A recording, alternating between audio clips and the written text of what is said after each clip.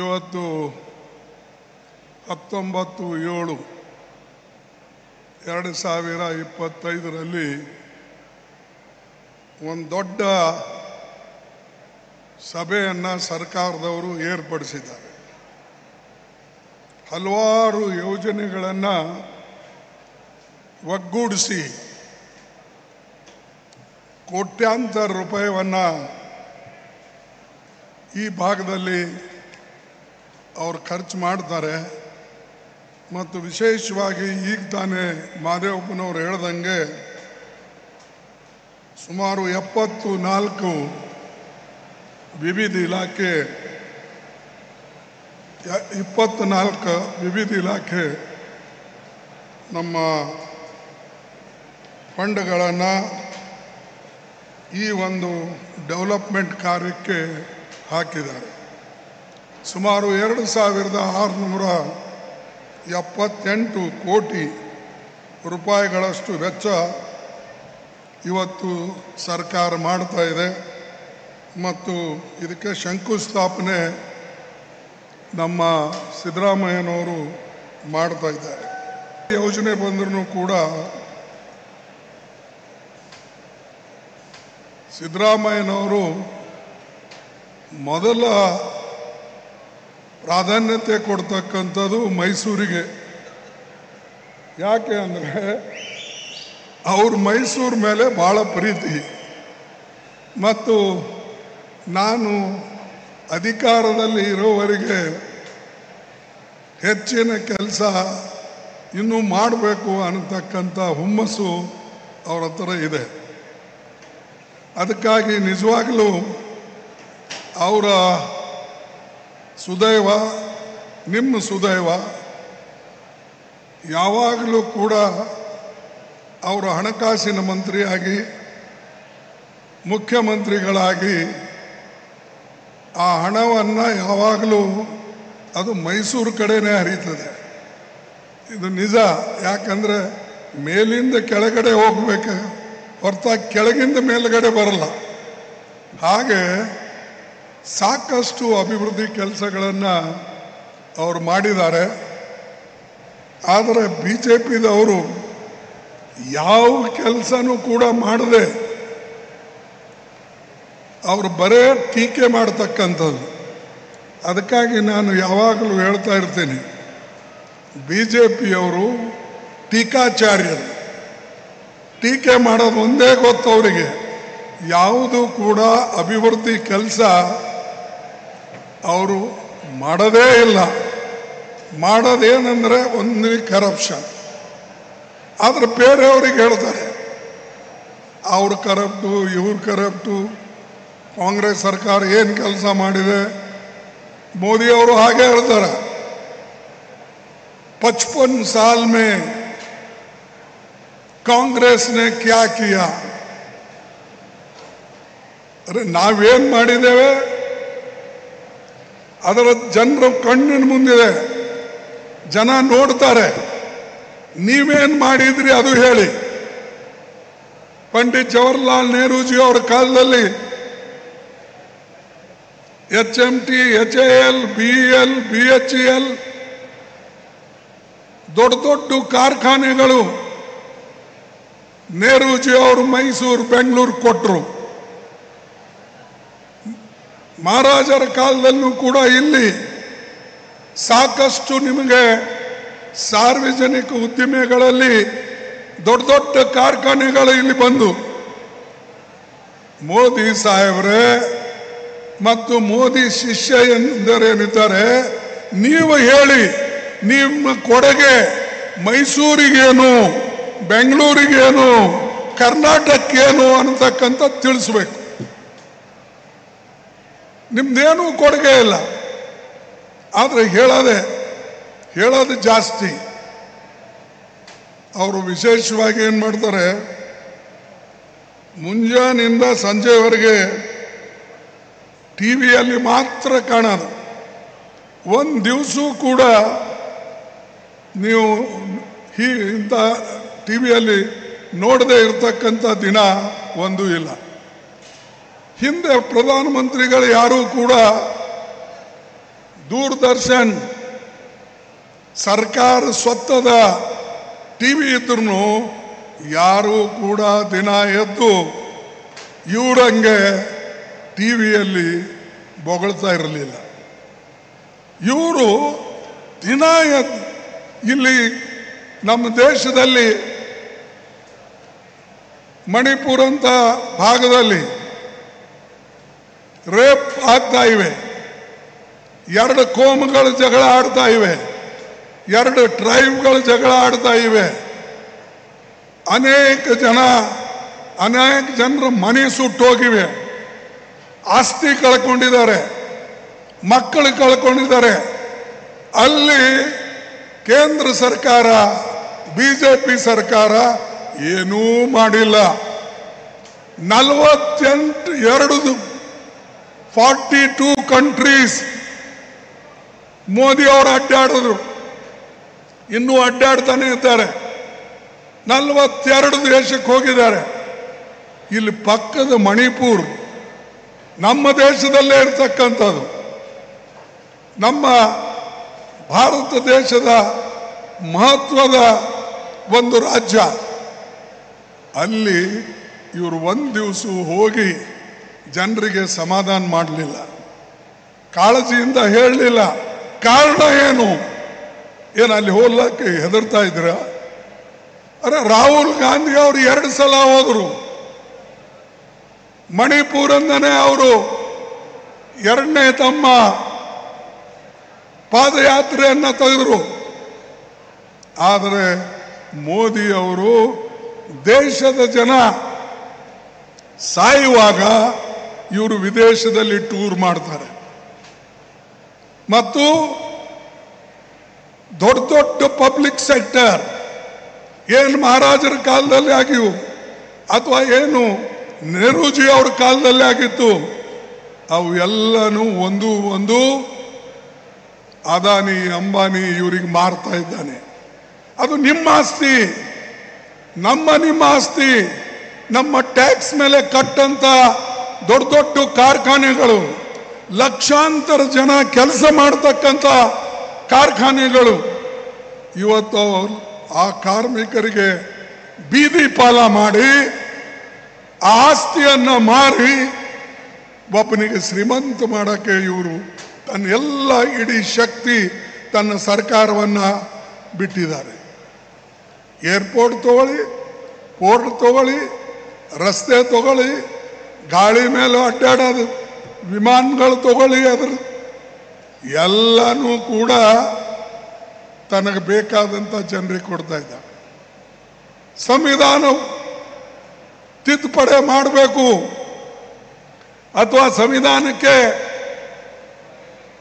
ಪುನಃ ಅದನ್ನ ಬರೀಬೇಕು ಅಂತಕ್ಕಂಥ ಮಾತು ಬಿಜೆಪಿ ಮತ್ತು ನಮ್ಮ RSS ದವರು ಮಾಡ್ತಾ ಇದ್ದಾರೆ. ಈ ದೇಶದ ಜನ ನೀವೇನಷ್ಟೇ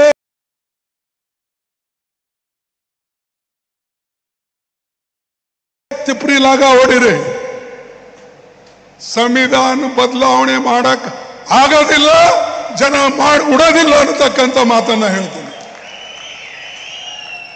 ಸಂವಿಧಾನ ಮಾಡಕ್ಕೆ ನೀವು ಅವಕಾಶ ಮಾಡಿಕೊಟ್ರೆ ನೀವು ಸತ್ರಿ, ನಿಮಗೇನು ಹಕ್ಕಿರೋದಿಲ್ಲ. ಬಾಬಾ ಸಾಹೇಬ್ ಅಂಬೇಡ್ಕರ್, ಜವಾಹರ್ಲಾಲ್ ನೆಹರೂಜಿ, ಅನೇಕ ಕಾನ್ಸ್ಟಿಟ್ಯೂಂಟ್ ಅಸೆಂಬ್ಲಿ ಮೆಂಬರ್ಸ್ ಸೇರಿ ತಯಾರು ಮಾಡಿದಂಥ ಸಂವಿಧಾನ ನೀವು ಅದಕ್ಕೆ ತೆಗೆದುಹಾಕಬೇಕು ಅಂತ ಪ್ರಯತ್ನ ಮಾಡ್ತಾ ಇದ್ದೀರಾ. ಮತ್ತೆ ಕೆಲವು ಜನ ಹೇಳ್ತಾರೆ ಇದು ಸಂವಿಧಾನ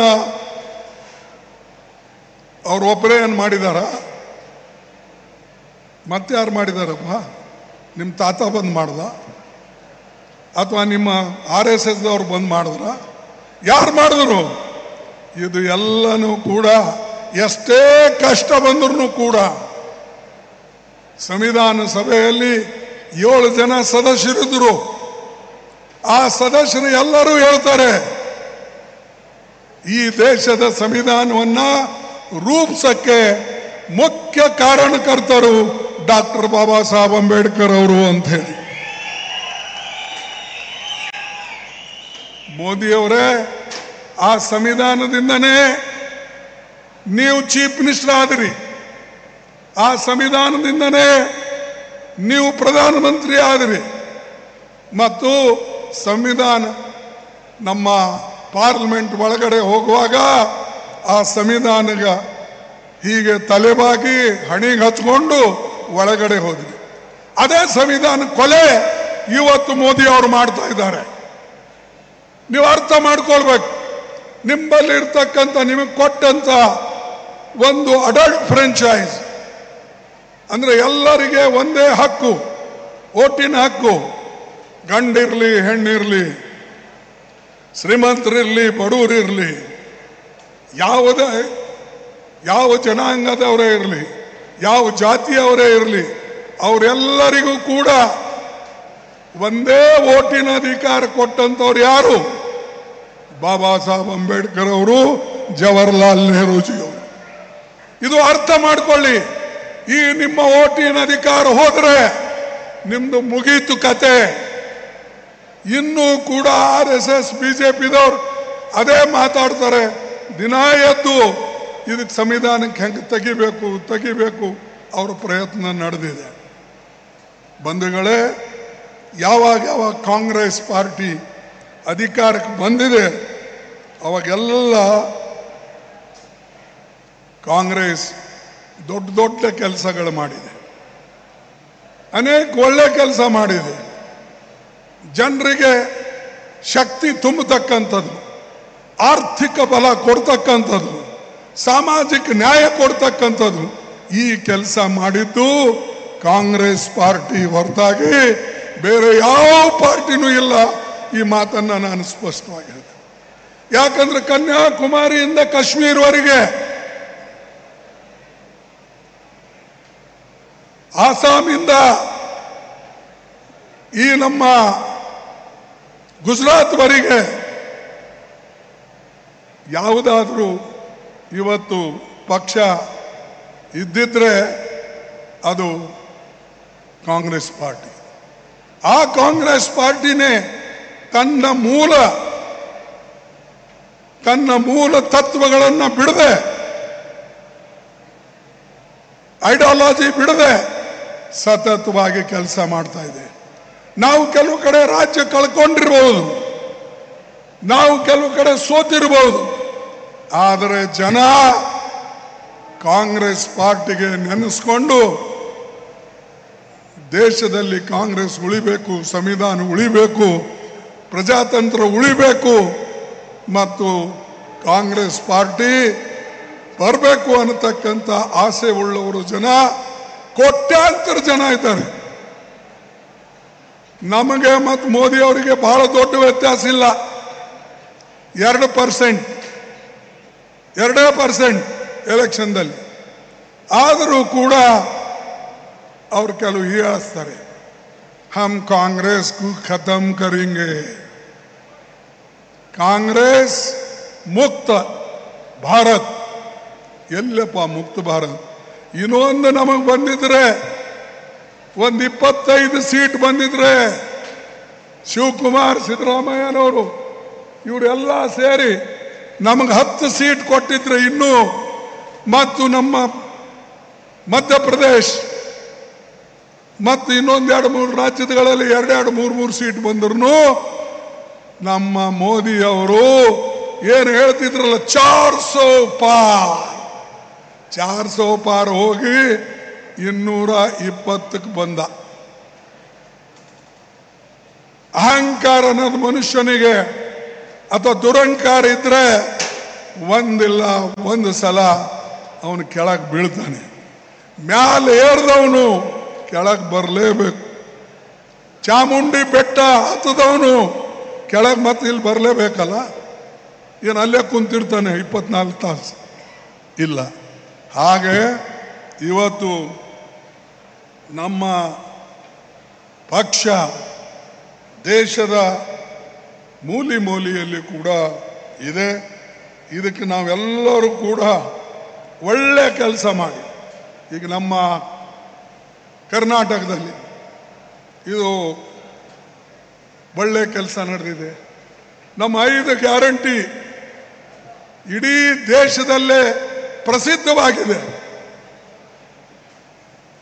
ನಮ್ಮ ಪಕ್ಷದ ಎಲ್ಲ ಮುಖಂಡರು, ಮಂತ್ರಿಗಳು, ವಿಶೇಷವಾಗಿ ಸಿದ್ದರಾಮಯ್ಯನವರು ಮತ್ತು ಶಿವಕುಮಾರ್ ಅವರು ಎಲ್ಲರೂ ಕೂಡ, ನಾವು ಒಬ್ಬರದ ಹೆಸರು ಹೇಳೋದು, ಇವರೆಲ್ಲರೂ ಕೂಡ ಗ್ಯಾರಂಟಿಗಳ ಕೊಟ್ಟಿದ್ದನ್ನ ಅನುಷ್ಠಾನಕ್ಕೆ ತಂದಿದ್ದಾರೆ. ಮೋದಿ ಬಿಜೆಪಿ ಸರ್ಕಾರ ಅಥವಾ ಏನಿವತ್ತು ಅವರ ಎಲ್ಲ ಕಡೆ ಮುಖ್ಯಮಂತ್ರಿಗಳು ಮಾಡಿದ್ದಾರೆ, ಆ ಮುಖ್ಯಮಂತ್ರಿಗಳಿಗೆ ಉಸಿರೇ ಇಲ್ಲ, ಬಾಯೇ ತರೋದಿಲ್ಲ. ಬರೇ ಅವ್ರ ಪರವಾಗಿ ಯಾರು ಬಾಯಿ ತೆರೀತಾರೆ ಅಥವಾ ನಾ ಹೇಳಬಾರ್ದು ಹೊಗಳ್ತಾರೆ ಅಂತ ಚೆನ್ನಾಗಿರಲ್ಲ, ಯಾರು ಬಾಯಿ ತೆರೀತಾರೆ? ಮೋದಿ ಒಬ್ಬರೇ.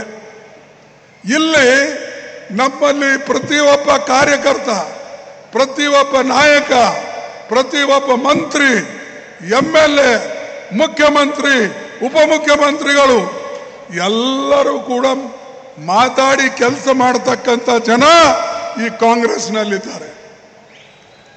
ಇದು ನಮ್ಮ ಪಾರ್ಟಿ, ಇದು ನನ್ನ ಪಾರ್ಟಿ. ಈ ನನ್ನ ಪಾರ್ಟಿಯಲ್ಲಿ ಕೆಲಸ ಮಾಡೋ ಪಾರ್ಟಿಯಲ್ಲಿ ಮಾತಾಡೋ ಜನ ಇದ್ದಾರೆ, ಬಯ್ಯ ಜನ ಇದ್ದಾರೆ, ಅಲ್ಲೆಲ್ಲ ಟೀಕಾಚಾರಿಗಳು ಭರ್ತಿಯಾಗಿದ್ದಾರೆ. ನಮ್ಮಲ್ಲಿ ಕೆಲಸ ಮಾಡಿ ತೋರಿಸೋರು, ನಿಮ್ಮನ್ನು ಉಪಯೋಗ ಆಗ್ತಕ್ಕಂಥ ಎಲ್ಲ ಕೆಲಸ ಇವತ್ತು ಸಿದ್ದರಾಮಯ್ಯ ಅವರ ನೇತೃತ್ವದಲ್ಲಿ ಆಗಿದೆ. ಅವ್ರಿಗೆಲ್ಲರೂ ಸಹಕಾರ ಕೊಡ್ತಾ ಇದ್ದಾರೆ. ಆದರೆ ಒಂದೊಂದು ಸಾರಿ ಪತ್ರಿಕೆಯಲ್ಲಿ ದಿನ ನೋಡ್ತೀನಿ ನಾನು, ಅದು ಯಾಕೆ ಬರ್ತದೋ ಏನೋ ನನಗೆ ಗೊತ್ತಿಲ್ಲ. ಎಲ್ಲರೂ ಪಾರ್ಟಿ ಕೆಲಸ ಮಾಡ್ತಾನೆ ಇದ್ದಾರೆ, ಎಲ್ಲರೂ ತಮ್ಮ ತಮ್ಮ ಇಲಾಖೆಯಲ್ಲಿ ಕೆಲಸ ಮಾಡ್ತಾ ಇದ್ದಾರೆ, ಗ್ಯಾರಂಟಿಗಳು ಕೊಡ್ತಾ ಇದ್ದಾರೆ. ಗ್ಯಾರಂಟಿಗಳು ಕೊಟ್ಟಿಲ್ಲ, ಇಲ್ಲಿ ತಾವು ಪ್ರಾಮಾಣಿಕವಾಗಿ ಹೇಳಿ, ಇಲ್ಲಿ ಸೇರಿದಂಥ ಜನ ದಯವಿಟ್ಟು ನಿಷ್ಪಕ್ಷಪಾತವಾಗಿ ಹೇಳಿ, ನಿಮಗೆ ಗ್ಯಾರಂಟಿಗಳು ಮುಟ್ಟಿವೇ ಇಲ್ಲ, ಮುಟ್ಟಿವೇ ಇಲ್ಲ. ಮತ್ತು ಗ್ಯಾರಂಟಿ ಮುಟ್ಟಿದ ಮೇಲೆ ನೀವು ನಮ್ಮನ್ನ ಹೊಗಳಬೇಕೋ ತೆಗಳಬೇಕೋ ನೀವೇ ಹೇಳಿ. ಅದಕ್ಕೆ ನಮ್ಮ ಪಾರ್ಟಿ ಅಂದರೆ ಕೆಲಸದ ಪಾರ್ಟಿ. ಇಂದಿರಾ ಗಾಂಧಿ ಅವರ ಕಾಲದಲ್ಲಿ 10 ಔಷಧ ಕಾರ್ಯಕ್ರಮ ಇಡೀ ದೇಶ ತುಂಬ ಕೊಟ್ಟೆವು ನಾವು. ಆದರೆ ಕೆಲವು ಜನ ಬೈದರು ಅವಾಗೂ ನಮಗೆ. ಅದು ಆದಮೇಲೆ 20 ಔಷಧ ಕಾರ್ಯಕ್ರಮ ಕೊಟ್ಟೇವೆ. ಅದನ್ನು ಕೂಡ ಅಂದಿನ ದೇವರಾಜ ಅರಸು ಅವರು ಮತ್ತು ಇಂದಿರಾ ಗಾಂಧಿಯವರು ಮಾಡಿದರು. ಲಕ್ಷಾಂತರ ಕೋಟ್ಯಾಂತರ ಜನರಿಗೆ ಕರ್ನಾಟಕದಲ್ಲಿ ಮಾಲೀಕರಾದರು. ಆಮೇಲೆ ಬಿಡುಗಡೆ ಅನೇಕ ಜಮೀನ್ದಾರಗಳು ಜಮೀನು ಕಳ್ಕೊಂಡು ಅವರು ಇಂದಿರಾ ಗಾಂಧಿಗೆ ಬೈತ ಮಾಡಿದ್ಯಾರು? ಕಾಂಗ್ರೆಸ್ ರೀ, ಕಾಂಗ್ರೆಸ್ ತತ್ವ. ಅಂತ ಒಂದು ಕೆಲಸ ಇವತ್ತು ಮೋದಿ ಅವರು ತೋರಿಸಿ ನಿಮಗೆ. ಭೂ ಸುಧಾರಣೆ ಕಾನೂನು ಇನ್ನು ಬಿಟ್ಟು ಹೋಗಿದೆ. ಬಿಹಾರ್, UP, ಗುಜರಾತ್ ಇಲ್ಲೆಲ್ಲ ಇನ್ನೂ ಬಿಟ್ಟು ಹೋಗಿದೆ. ನೀವು ಯಾಕೆ ಅದನ್ನು ಇಂಪ್ಲಿಮೆಂಟ್ ಮಾಡೋದಿಲ್ಲ? ನೀವು ಯಾಕೆ ಬಡವರ ಹತ್ರ ಹೋಗೋದಿಲ್ಲ? ಮೋದಿ ಬಡವರ ಹತ್ರ ಎಲ್ಲಿ ಹೋಗಲ್ಲ. ಈಗ ನಾವು ಬಂದೇವಲ್ಲಕ್ಕೆ ಈ ರಸ್ತೆಯಲ್ಲಿಂದ ಇಂಥದ್ದೇ ಒಂದು ರಸ್ತೆ ಮಾಡ್ಕೋತಾನೆ, ಪಬ್ಲಿಕ್ ಮೀಟಿಂಗ್ನ ಕೈಸೆ ಹೋ ಅನ್ಕೊಂಡು ಬರ್ತಾರೆ. ಇದರಿಂದ ದೇಶ ಉದ್ಧಾರ ಆಗಲ್ರಿ. ದೇಶ ಉದ್ಧಾರ ಆಗಬೇಕಾದ್ರೆ ದೊಡ್ಡ ದೊಡ್ಡ ಕಾರ್ಖಾನೆಗಳು ಬರಬೇಕು, ದೊಡ್ಡ ದೊಡ್ಡ ನಮ್ಮ ಇನ್ವೆಸ್ಟ್ಮೆಂಟ್ ಬರಬೇಕು. ಆವಾಗ ಮಾತ್ರ ಜನರಿಗೆ ನೌಕರಿ ಸಿಗ್ತದೆ, ಹೊಟ್ಟೆಗೆ ಊಟ ಸಿಗ್ತದೆ, ಮೈಗೆ ಬಟ್ಟೆ ಸಿಗ್ತದೆ, ಸಾಧ್ಯ ಇದೆ. ಆದರೆ ಕೆಲವು ಜನ ಅದು ನೆನಪಿಡೋದಿಲ್ಲ. ಯಾಕೆ ನೆನಪಿಡೋದಿಲ್ಲ ಅಂದರೆ ಅವರಿಗೆ ಬಡವರ ಬಗ್ಗೆ ಕಾಳಜಿ ಇಲ್ಲ.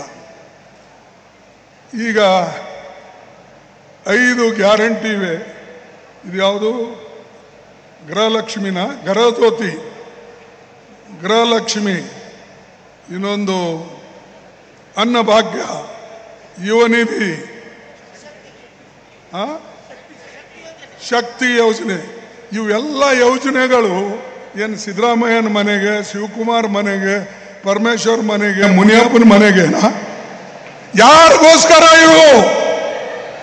ಇದು ಸಾಮಾನ್ಯ ಜನರಿಗೋಸ್ಕರ ಮಾಡಿ ಕೊನೆಗೆ ನಾವು ಬಯಸ್ಕೊಳ್ಳೋದೇನೆಂದ್ರೆ ಏನ್ರಿ ಡೆವಲಪ್ಮೆಂಟ್ ಆಗಿಲ್ಲ, ಎಲ್ಲ ನಾರಾಜಾಗ. ನನಗೆ ದುರ್ದೈವ ಅಂದ್ರೆ ನಮ್ಮವರೇ ಕೆಲವು ಹೇಳ್ತಾರೆ, ಕೆಲವು ಸಲ ಭೇಟಿಯಾದಾಗ, ಅರೆ ಇಷ್ಟು ಕಾರ್ಯಕ್ರಮಗಳು ನಿಮಗೆ ಕೊಟ್ಟ ಮೇಲೆ ನೀವು ಅದನ್ನ ಹಳ್ಳಿಗೆ ಒಯ್ದು ತಲುಪಿಸಿ ಅವ್ರ ಸುಖ ದುಃಖ ಕೇಳಿ ಅಧಿಕಾರಿಗಳಾಗಲಿ, MLAಗಳಾಗಲಿ, MP ಗಳಾಗಲಿ ಮುಟ್ಟಿಸ್ರಿ, ಯಾವ ಪಾರ್ಟಿಯವರೇ ಆಗಲಿ.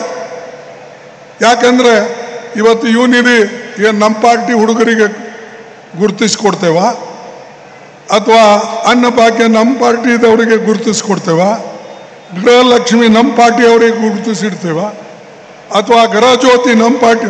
ಅರೆ ಇವು ಎಲ್ಲರಿಗೂ ಕೂಡ ಸಿಗುತ್ತೆ. ಇದು ಆದ್ರೂ ಒಬ್ಬರು ಬಾಯಿಂದ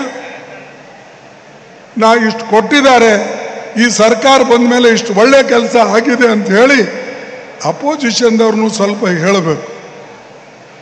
ನಾನು ರೆವೆನ್ಯೂ ಮಂತ್ರಿ ಆಗಿದ್ದೆ.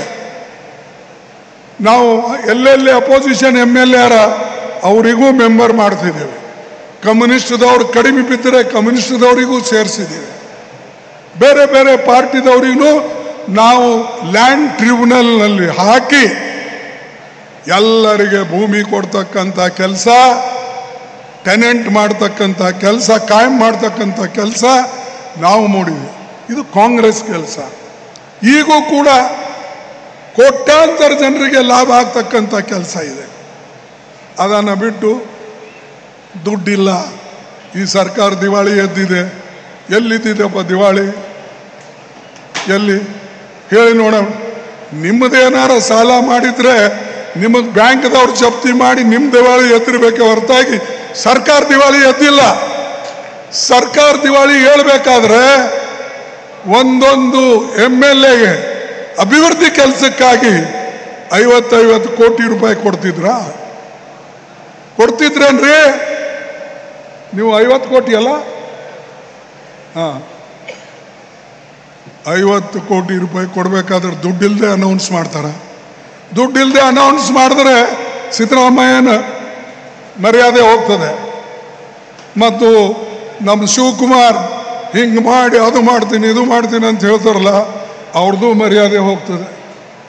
ಇಬ್ಬರೂ ಮರ್ಯಾದೆ ಕಳ್ಕೋತಾರೆ. ದುಡ್ಡು ನೋಡಿ ಅವರು ಲಕ್ಷ್ಮಿಗೆ ಗುರ್ತು ಹಿಡ್ದಾರೆ. ಸಿದ್ದರಾಮಯ್ಯ ಇದ್ದಾಗ ಈ ಲಕ್ಷ್ಮಿಗೆ ಏನಾಗ್ತದೆ, ಅದು ಟ್ರೆಜರಿ ಅಂತ ಒಂದು ಎಲ್ಲರೂ ಇಂಗ್ಲೀಷ್ನಾಗ ಹೇಳಿದ್ರು. ನಾನೇನು ಹೇಳ್ತೇನೆ, ಯಾವಾಗ ಅವರು ಫೈನಾನ್ಸ್ ಮಿನಿಸ್ಟರ್ ಆಗ್ತಾರೋ ಆವಾಗ ಈ ಲಕ್ಷ್ಮಿ ಕುಂಟಾಗಿ ಕಾಂಗ್ರೆಸ್ನಲ್ಲಿ ಬೀಳ್ತಾಳೆ. ಅಲ್ಲೇ ಆದ್ರೆ ಯಾವಾಗ BJPದವ್ರು ಬರ್ತಾರೋ ಅದಕ್ಕೆ ಓಡಕ್ಕೆ ಶುರು ಮಾಡ್ತಾರೆ ಮನೆಯಿಂದ, ಸರ್ಕಾರದಿಂದ. ಇದು ನಮ್ಮ ಒಂದು ನೀತಿ, ನಮ್ಮ ಒಂದು ಕಾರ್ಯ. ಇದು ನಾವೆಲ್ಲರೂ ಕೂಡಿ ಮಾಡಿದಂಥದ್ದು. ಇದು ಕಲೆಕ್ಟಿವ್ ಲೀಡರ್ಶಿಪ್ನಾಗ ಆಗಿದ್ದು. ಯಾರೋ ನಾ ಮಾಡಿ ನೀ ಮಾಡಿನಿಲ್ಲ, ಕಾಂಗ್ರೆಸ್ ಮಾಡಿದೆ. ಅದಕ್ಕೆ ನೇತೃತ್ವ ಸಿದ್ದರಾಮಯ್ಯನವರು ವಹಿಸಿದ್ದಾರೆ, ಶಿವಕುಮಾರರ. ಇಲ್ಲೆಲ್ಲ ಕುಂತವ್ರು ನಾ ಹೆಸರು ತೊಗೊಳಲ್ಲ, ಈ ಮೂಲೆಯಿಂದ ಆ ಮೂಲೆವರೆಗೆ ಇವರೆಲ್ಲರೂ ಕೂಡ ಕೈ ಜೋಡಿಸಿದ ಮೇಲೆ, ಒಗ್ಗೂಡಿಸಿದ ಮೇಲೆ ಇಂಥ ಬೃಹತ್ ಸಭೆಗಳನ್ನು ಆಗ್ತಾ ಇವೆ ಮತ್ತು ಜನರ ಕಲ್ಯಾಣ ಕೂಡ ಆಗ್ತಾ ಇದೆ. ಅದಕ್ಕಾಗಿ ನಾನು ಅನೇಕ ಕಡೆ ಹೋಗ್ತೀನಿ. ನಾನು ಆಸಾಮು, ಮಧ್ಯಪ್ರದೇಶ, ಛತ್ತೀಸ್ಗಢ, ಆಮೇಲೆ ಗುಜರಾತ್, ಎಲ್ಲ ರಾಜ್ಯಕ್ಕೆ ಹೋಗ್ತೀನಿ. ಆದರೆ ಎಲ್ಲೂ ಕೂಡ ಬಿಜೆಪಿ ಗ್ಯಾರಂಟಿಗಳು ಯಶಸ್ವಿ ಆಗಿಲ್ಲ. ಕರ್ನಾಟಕದಲ್ಲಿ ಯಶಸ್ವಿ ಆದಂಗೆ, ತೆಲಂಗಾಣದಲ್ಲಿ ಯಶಸ್ವಿ ಆದಂಗೆ, ಮತ್ತು ನಮ್ಮ ಇದು ಹಿಮಾಚಲದಲ್ಲಿ ಆದಂಗೆ ಎಲ್ಲೂ ಕೂಡ ಆಗಿಲ್ಲ. ಅದಕ್ಕೆ ಇದು ಇಲ್ಲಿ ಶಾಂತಿದೆ, ಜನರಿಗೆ ಹೊಟ್ಟಿಗೆ ಅನ್ನ ಸಿಗ್ತಾ ಇದೆ, ಕೈ ಕೆಲಸ ಸಿಗ್ತಾ ಇದೆ.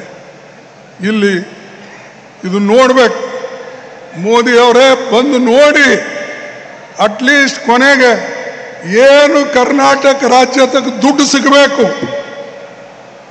ನರೇಗಾದಲ್ಲಿ, ಬೇರೆ ಯೋಜನೆಗಳಲ್ಲಿ, ನೀರಾವರಿದಲ್ಲಿ, ಮಾರಾಯ ಅದು ನಮಗೆ ಕೊಟ್ಬಿಡಿ.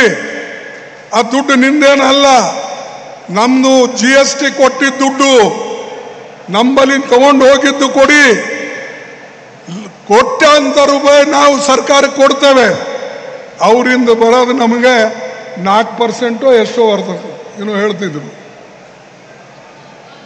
ಅದಕ್ಕೆ ನಾವು ಯಾವಾಗಲೂ ಕೂಡ ಇವತ್ತು ಒಳ್ಳೆ ಕೆಲಸ ಏನಾಗ್ತಾ ಇದೆ ಇದರ ಬಗ್ಗೆ ಇಲ್ಲಿ ಸಾಕಷ್ಟು ಒಂದು ಇದನ್ನು ಮಾಡಿದ್ದೇವೆ.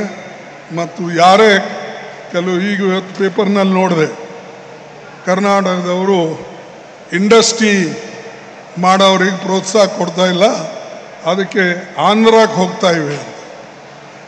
ಕರ್ನಾಟಕ ಹುಡುಕೊಂಡು ಬರ್ತಾರೆ, ಕರ್ನಾಟಕದಲ್ಲಿ ದೊಡ್ಡ ಇನ್ವೆಸ್ಟ್ ಮಾಡ್ತೇವೆ ಅಂತ ಬರ್ತಾರೆ. ಆದರೆ ಕೆಲವು ಹೊಟ್ಟೆ ಕಿಚ್ಚಿನ ಜನ ನಮಗೆ ಟೀಕೆ ಮಾಡೋರಿದ್ದಾರೆ. ಎಲ್ಲಕ್ಕ ಔಷಧ ಸಿಗ್ಬೋದು ರೀ, ಹೊಟ್ಟೆ ಕಿಚ್ಚಿದ್ರೆ ಸಿಗ್ತದ? ಅದ್ರದ್ದು ಔಷಧ ಏನು? ಹೊಟ್ಟೆ ಕಿಚ್ಚ ದೂರ ಮಾಡ್ಲಿಕ್ಕೆ ಯಾವುದಾದ್ರೂ ಔಷಧ ನಿಂಬಲ್ಲಿ ಇದ್ರೆ ಅದು ಕೊಡಿ. ಹೀಗೆ ಹೊಟ್ಟೆ ಕಿಚ್ಚಿನ ಸರ್ಕಾರ ಕೇಂದ್ರದ ನಾವು ಮಾಡೋದನ್ನು ಅವ್ರು ಸಹಿಸ್ತದಿಲ್ಲ. ಬಂಧುಗಳೇ, ಎಷ್ಟೊಂದು ನಾವು ಈ ದೇಶಕ್ಕೆ ಕಾಂಗ್ರೆಸ್ ಪಾರ್ಟಿ ಮಾಡಿದೆ, ಅದರ 1% ಕೂಡ ಮೋದಿಯವರು ಮಾಡಿಲ್ಲ. ಎಲ್ಲ ಅದಾನಿ ಅಂಬಾನಿ ದೊಡ್ಡ ಶ್ರೀಮಂತರಿಗೆ ಅವರು ಮಾಡಿದ್ದೆ ಹೊರತಾಗಿ ಬಡವರಿಗಾಗಿಲ್ಲ. ಇನ್ನೊಂದು ಹೇಳ್ತೀನಿ, ಎಷ್ಟು ಸುಳ್ಳಾಡ್ತಾರೆ ಅವರು. ನಮಗೆ ಒಂದೊಂದು ಸಾರಿ ಪೇಪರ್ದಾಗ ನೋಡ್ತೀನಿ, ಏನಂತಂದರೆ ಈ ಸಿದ್ದರಾಮಯ್ಯ ಸುಳ್ಳಾಡಿದ್ರು, ಅಸತ್ಯ ನೋಡಿದ್ರು ಅಂತ. ಮಾರಾಯನವರೇ, ನಾವು ಅಸತ್ಯ ನೋಡಲ್ಲ, ನಾವು ಶಕ್ತಿ ಇದ್ದರೆ ಮಾಡ್ತೇವೆ ಅಂತ ಹೇಳ್ತೇವೆ. ಶಕ್ತಿ ಇಲ್ಲ ನಮ್ಮಲ್ಲಿ, ಶಕ್ತಿ ಬರೋವರಿಗೆ ತಾಳ್ತೇವೆ, ಬಂದಾಗ ನಾವು ಖಂಡಿತವಾಗಿ ಮಾಡ್ತೇವೆ. ಮೋದಿ ಏನು ಹೇಳಿದ್ರು ಮೊನ್ನೆ, ನಾ ಒಂದೇ ನಿಮಗೆ ಹೇಳ್ತೀನಿ. ಮೋದಿಜಿ ಅವರು 2-3-4 ದಿವಸದ ಹಿಂದೆ ಈ ಅಪಾಯಿಂಟ್ಮೆಂಟ್ ಜಾಬ್ ಕಾರ್ಡು ಹಂಚ್ತಾ ಇದ್ರು. ಹಂಚಿ ಏನು ಹೇಳ್ತಾ ಇದ್ರು, India is now counted among the top countries where equality is the highest. ಅಂದರೆ ಕೆಲವು ದೊಡ್ಡ ದೊಡ್ಡ ದೇಶಗಳು, ಪ್ರಗತಿ ಹೊಂದಿರತಕ್ಕಂಥ ದೇಶಗಳು, ಅದರ ಜೊತೆಯಲ್ಲಿ ನಾವು ಅದರ ಸಮಾನವಾಗಿದ್ದೇವೆ ಅಂತಕ್ಕಂಥ ಮಾತು ಈ ನಮ್ಮ ಮೋದಿಯವರು 4 ದಿವಸ ಹಿಂದೆ ಈ ಮಾತು ಹೇಳಿದರು.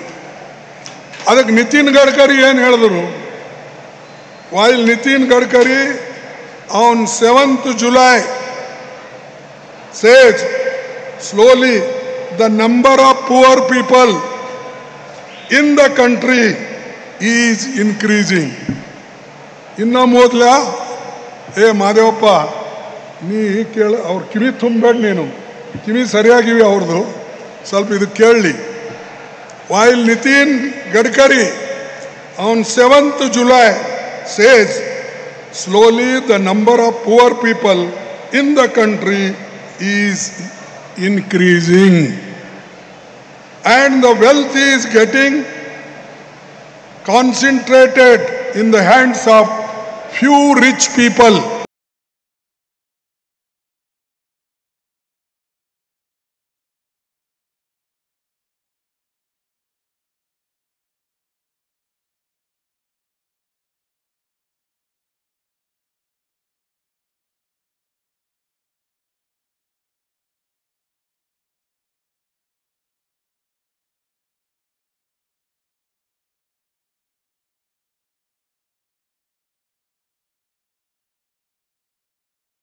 This should not happen. ಯಾರು ಹೇಳಿದು? ಗಡ್ಕರಿ ಅವ್ರ minister, important minister, once upon A time BJP ಅಧ್ಯಕ್ಷರು. ಅವ್ರು ಹೇಳ್ತಾರೆ ಇನ್ನೂ ದೇಶದಲ್ಲಿ ಅಸಮಾನತೆ ಇದೆ, ಬಡವರು ಆಗ್ತಾ ಇದ್ದಾರೆ, ಶ್ರೀಮಂತರಾಗ್ತಾ ಇದ್ದಾರೆ. ಗಡ್ಕರಿ ಹೇಳ್ತಾನೆ. ಮೋದಿ ಅವರು ಹೇಳ್ತಾರೆ ಇಂಡಿಯಾದಾಗ ಈಗ ಸಮಾನತೆ ದೃಷ್ಟಿಯಿಂದ, ಆರ್ಥಿಕ ದೃಷ್ಟಿಯಿಂದ ನಾವು ಪ್ರಪಂಚದ ಬೇರೆ ರಾಷ್ಟ್ರ ಜೊತೆಯಲ್ಲಿ ಮೇಲಿದ್ದೇವೆ ಅಂತಕ್ಕಂಥ ಮಾತು ಅವ್ರು ಹೇಳ್ತಾರೆ. ಯಾರ್ದು ನಂಬಬೇಕು ನೀವೇ ಹೇಳಿ? ಯಾರು ಸುಳ್ಳು? ಏನು ಮೋದಿ ಸುಳ್ಳು, ಏನು ಗಡ್ಕರಿ ಸುಳ್ಳು? ನೀವೇ ಹೇಳಿ. ಆಮೇಲೆ ಮೋದಿ ಗ್ಯಾರಂಟಿ ಒಂದೇ ಒಂದು ಗ್ಯಾರಂಟಿ, ಸುಳ್ಳಾಡ ಗ್ಯಾರಂಟಿ. ಯಾವ ಗ್ಯಾರಂಟಿ? ಸುಳ್ಳಾಡ ಗ್ಯಾರಂಟಿ ಮೋದಿದು. ನಮ್ಮ ಗ್ಯಾರಂಟಿಗಳು 5ಕ್ಕೆ 5 ಮಾಡತಕ್ಕಂಥ ಗ್ಯಾರಂಟಿ, ನಿಮ್ಮ ಹೊಟ್ಟೆ ತುಂಬಿಸ್ತಕ್ಕಂಥ ಗ್ಯಾರಂಟಿ, ನಿಮಗೆ ಬೆಳಕು ಕೊಡ್ತಕ್ಕಂಥ ಗ್ಯಾರಂಟಿ, ನಿಮ್ಮ ಕೈಯಲ್ಲಿ ಹಣ ಬರ್ತಕ್ಕಂಥ ಗ್ಯಾರಂಟಿ, ನಿಮಗೆ ಬಸ್ನಲ್ಲಿ ಓಡಾಡಿಸ್ತಕ್ಕಂಥದ್ದು ಗ್ಯಾರಂಟಿ. ಇದು ನಮ್ಮ ಗ್ಯಾರಂಟಿ, ಮೋದಿ ಅವ್ರದ್ದು ಸುಳ್ಳು ಗ್ಯಾರಂಟಿ. ಹಿಂಗೇನಾರ ಹೇಳಿದ್ರೆ ನೀವು ಭಾಳ ತಿಳ್ಕೋದು, ಏನಪ್ಪ ಇಷ್ಟು ಹೇಳ್ತಾನೆ, ಇವರು ಹಿಂಗೆ ಟೀಕೆ ಮಾಡ್ತಾರೆ. ಒಂದು ಮಾತು ನಿಮಗೆ ಹೇಳ್ತೀನಿ. ಅವ್ರ ಅಮೃತ್ ಕಾಲದಲ್ಲಿ ಏನಾಗಿದೆ ಅಂದ್ರೆ 1% ಜನರ ಕೈಯಲ್ಲಿ, 1% ಅತಿ ಶ್ರೀಮಂತರ ಕೈಯಲ್ಲಿ 40% ಹಣ ಇದೆ, ವೆಲ್ತ್ ಇದೆ. ಮತ್ತು ಕೆಳಗಡೆ ಇರ್ತಕ್ಕಂಥ 50% ಜನರ ಹತ್ರ, ಬಡವರ ಹತ್ರ 6.4% ಇದೆ. ನೀವು ಹೇಳಿ ದೇಶದ ಗತಿ ಏನಾಗಿದೆ? ಎಲ್ಲಿ ಬೆಳೆದಿದೆ? ಎಲ್ಲಿ ಡೆವಲಪ್ ಆಗಿದೆ? ಏನಾದರೂ ಜನ ಬದುಕಿದ್ರೆ ಇಂಥ ಗ್ಯಾರಂಟಿಲಿಂದ ಜನ ಬದುಕ್ತಾ ಇದ್ದಾರೆ ಹೊರತಾಗಿ ಮೋದಿ ಅವರ ಸುಳ್ಳು ಭರವಸೆಯಿಂದ ಅಲ್ಲ. ಅದಕ್ಕೆ ಬಂಧುಗಳೇ, ನೀವು ಇದು ನೆನಪಿಡಿ, ಎಷ್ಟು ಸುಳ್ಳಾಡ್ತಾರೆ ಅನ್ನೋದು ನಿಮಗೆ. ಬಟ್ ಅದಕ್ಕೇನು ಬರೆಯುವಾಗ ಹೇಳುವಾಗ ಈ ಅಷ್ಟು ಪ್ರಚಾರ ಬರಲ್ಲ. ನಾವೇನಾರ ಮಾತಾಡಿದ್ರೆ ಭಾಳ ಪ್ರಚಾರ ಬರ್ತದೆ, ಏನಾರ ಸ್ವಲ್ಪ ತಪ್ಪಾದರೆ ಭಾಳಷ್ಟು ಬರ್ತದೆ. ಬಂಧುಗಳೇ, ನೀವೇ ಹೇಳಿ, ಮೋದಿಯವರು 15 ಲಕ್ಷ ರೂಪಾಯಿ ಹೊರಗಡೆಯಿಂದ ಬ್ಲ್ಯಾಕ್ ಮನಿ ತಂದು ಎಲ್ಲರ ಜೇಬಿನಲ್ಲಿ ನಾನು 15 ಲಕ್ಷ ಹಾಕ್ತೀನಿ ಅಂತ ಹೇಳಿದ್ದು ನಿಜಾನೋ ಸುಳ್ಳು? ನೀವೇ ಹೇಳಿ. ಸುಳ್ಳ ಅಂದ್ರೆ ಮೋದಿ ಸುಳ್ಳು ನಿಜ? ಮೋದಿ ಮಾತುಗಳು ನಿಜಾನೋ ಸುಳ್ಳು? ಮತ್ತು ಇನ್ನೂ ಯಾಕಪ್ಪ, ಇನ್ನೂ ಯಾಕೆ ಅವನ ಪರ ಬರೀತೀರಿ? ಇನ್ನೂ ಯಾಕೆ ಅವನ ಬಗ್ಗೆ ಏನೂ ಮಾತಾಡಲ್ಲ? ಬೇರೆಯವ್ರದಾದ್ರೆ ಏನು ಕೆತ್ತು ಬರೆದು ಬಿಸಾಕೋದು, ಟೀಕೆ ಮಾಡೋದು. ಎರಡನೇ ಸುಳ್ಳು, 2 ಕೋಟಿ ನೌಕರಿಗಳು ಕೊಡ್ತೀನಿ, ಜಾಬ್ ಗ್ಯಾರಂಟಿ 2 crores ಕೊಟ್ರ? 2 ಕೋಟಿ ಕೊಟ್ರ? ಇಲ್ಲ. ಅಂದರೆ ಮೋದಿ ಅವರು ಸುಳ್ಳು ನಿಜ? ನೀವೇ ಹೇಳಿ. ಸುಳ್ಳ. ಆಮೇಲೆ ಮೋದಿ ಅವರು ಹೇಳಿದ್ರು ರೈತರಿಗೆ ನಾನು ಡಬಲ್ ಇನ್ಕಮ್ ಮಾಡಿಕೊಡ್ತೀನಿ ಅಂತ ಹೇಳಿದ್ರು. ಮಾಡಿಕೊಟ್ರ? ಇಲ್ಲ. ಆಮೇಲೆ ನಾನು ಇನ್ಫ್ಲೇಷನ್ ಏನಿದೆ ಅಥವಾ ಬೆಲೆ ಏರಿಕೆ ಕಡಿಮೆ ಮಾಡ್ತೀನಿ ಅಂತಕ್ಕಂಥ ಮಾತು ಹೇಳಿದ್ರು. ಮಾಡಿದ್ರ? ಮಾಡಲಿಲ್ಲ. ಆಮೇಲೆ ನೋಟ್ಬಂದಿ ಮಾಡಿದ್ರು. ನೋಟ್ಬಂದಿ ಮಾಡಿ ಹೇಳಿದ್ರು ಕರಪ್ಷನ್ ಕಡಿಮೆ ಮಾಡಕ್ಕೆ ಮಾಡೀನಿ, ಟೆರರಿಸಮ್ ಕಡಿಮೆ ಮಾಡಕ್ಕೆ ಮಾಡಿದ್ದೀನಿ ಅಂತ ಹೇಳಿದ್ರು. ಆಯ್ತಾ? ಕರಪ್ಷನ್ ಹಂಗೆ ಇದೆ. ಮತ್ತು ಇವ್ರದು ಎಲ್ಲ ದೃಷ್ಟಿಯಿಂದ ಇವತ್ತು ಸುಳ್ಳು ಸುಳ್ಳು ಸುಳ್ಳು. ಮೋದಿಯವರು ನಂಬರ್ 1 ಸುಳ್ಳು. ನಂದಲ್ಲ, ಅವ್ರು ಹೇಳಿದ ಮಾತೇ ನಿಮ್ಮ ಮುಂದೆ ಇಟ್ಟಿದ್ದೀನಿ. ನಾನು ಸುಳ್ಳಿನ ಸರ್ದಾರ್ ಅಂತ ನಾನು ಮೊದಲೇ ಹೇಳಿದ್ದೀನಿ. ಇವೆಲ್ಲ ಸುಳ್ಳು ಹೇಳಿ ಹೇಳಿ ಜನರಿಗೆ ಇವತ್ತು ವಿಶ್ವಾಸಘಾತ ಮಾಡಿದ್ದಾರೆ. ಅದಕ್ಕಾಗಿ ಬಂಧುಗಳೇ, ನಾನು ವಿಶೇಷವಾಗಿ ನಿಮ್ಗೆ ಹೇಳ್ತೇನೆ, ನಮಗೆ ಕಾಂಗ್ರೆಸ್ನವ್ರಿಗೆ ಹೆಂಗೆ ತೊಂದರೆ ಕೊಡಬೇಕು ಆ ಕಡೆ ಗಮನ ಭಾಳ ಇದೆ. ನಮ್ಮ ಪಾರ್ಟಿ ಅಕೌಂಟ್ಗಳು ಬಂದ್ ಮಾಡಿದ್ರು. ಇವತ್ತು ನಮ್ಮ ಪಾರ್ಟಿ ಅಕೌಂಟ್ ಜೊತೆಯಲ್ಲಿ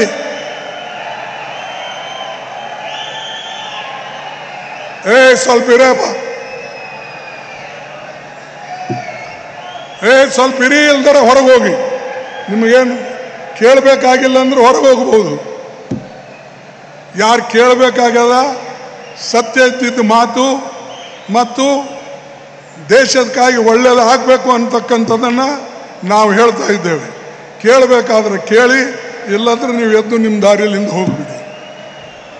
ಬಂಧುಗಳೇ, ನಾನು ಕೊನೆಯದಾಗಿ ಹೇಳ್ತೇನೆ, ನಿಮ್ಮ ಏನು ಬಾಬಾ ಸಾಹೇಬ್ ಅಂಬೇಡ್ಕರ್, ಪಂಡಿತ್ ಜವಾಹರ್ಲಾಲ್ ನೆಹರೂಜಿಯವರು ಈ ಸಂವಿಧಾನ ಉಳಿಸ್ಬೇಕು ಅಂಥೇಳಿ ಒಳ್ಳೆಯ ಸಂವಿಧಾನ ಕೊಟ್ಟಿದ್ದಾರೆ. ಇದಕ್ಕೆ ನಾವೆಲ್ಲರೂ ಸೇರಿ ಉಳಿಸ್ಬೇಕು.